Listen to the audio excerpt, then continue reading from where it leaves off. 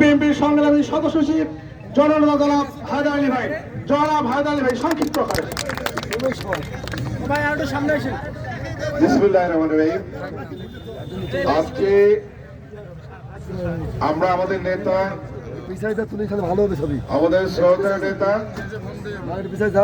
এই উলিপুরের গণমানুষের নেতা জনাব তাজহুল ইসলাম সাহেব, উনি বিএনপির পক্ষ থেকে মনোনয়ন পেয়েছেন।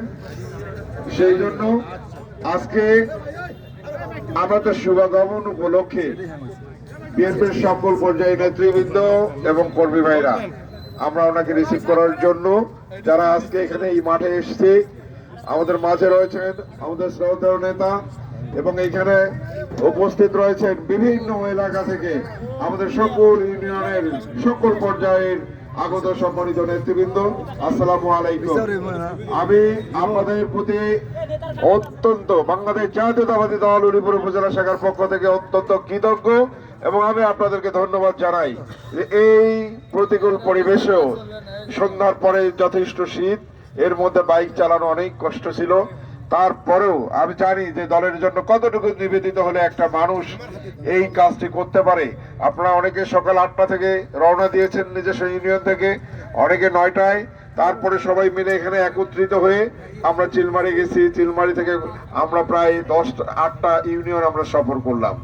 আপনাদের অনেক কষ্ট হয়েছে, এই জন্য মনে করি যে আজকে আপনাদের এই কষ্ট মানে হলো আজকে বিএনপির সফলতা।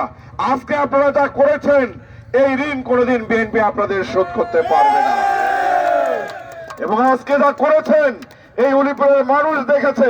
উলিপুরের ইতিহাসে সর্বকালের সর্বশ্রেষ্ঠ আজকে এই নেতাকে আপনারা রিসিভ করেছেন, এটা সর্বকালের সর্বশ্রেষ্ঠ রিসিপশন। এই জন্য বলতে চাই যে আমরা সকলে মিলে এই কষ্টটুকু করেছি। আমি জানি আজকে সকালে আপনারা নাস্তা খেয়ে এসছেন, অনেকে দুপুরে খেতেও পারেন নাই, এখন পর্যন্ত অনেকের একটা বিস্কিট একটা চাও খেতে পারেন নাই, তারপরেও দলের জন্য কাজ করেছেন ভাই, আমরা কৃতজ্ঞ। এইরকম কষ্ট করেও আমরা দলকে প্রতিষ্ঠিত করতে চাই। 17 বছর অনেক যন্ত্রণা, অনেক নির্যাতন গেছে আমাদের উপর দিয়ে, কিন্তু এখন আমাদের ঘুরে দাঁড়াবার সময় এসছে। আমরা আর কিছু ভয় পাই না। অতএব এই মুলিপুর আমাদের, এই মুলিপুরে আমরা থাকবো ইনশাআল্লাহ, মাথা উঁচু করে বীরের মতো থাকবো। আমাদের সাথে আছেন আমাদের শ্রদ্ধেয় নেতা জনাব তাজহুল ইসলাম। আপনাদেরকে বলেছিলাম যে মনোনয়ন পাবেন, আর একটা জিনিস বলেছিলাম যে উনি এই এলাকায় এমপি আমরা বানাতে বললে উনি মন্ত্রী হবেন। একটা কথা আমাদের পূরণ হয়েছে, যেটা বলেছিলাম যে ইনশাআল্লাহ উনি এমপির নমিনেশন উনি পাবেন, পেয়েছেন। আমাদের দায়িত্ব আজকের মতো করে আগামী নির্বাচনে বিএনপির ধানের শেষ প্রতীকে ওনাকে বিজয়ী করে দিলে আমরা একজন মন্ত্রী পাবো ইনশাআল্লাহ। আমারও জীবনে একটা স্বপ্ন আছে, আজকের হলো ফার্স্ট রিসিপশন, সেকেন্ড রিসিপশন দেব।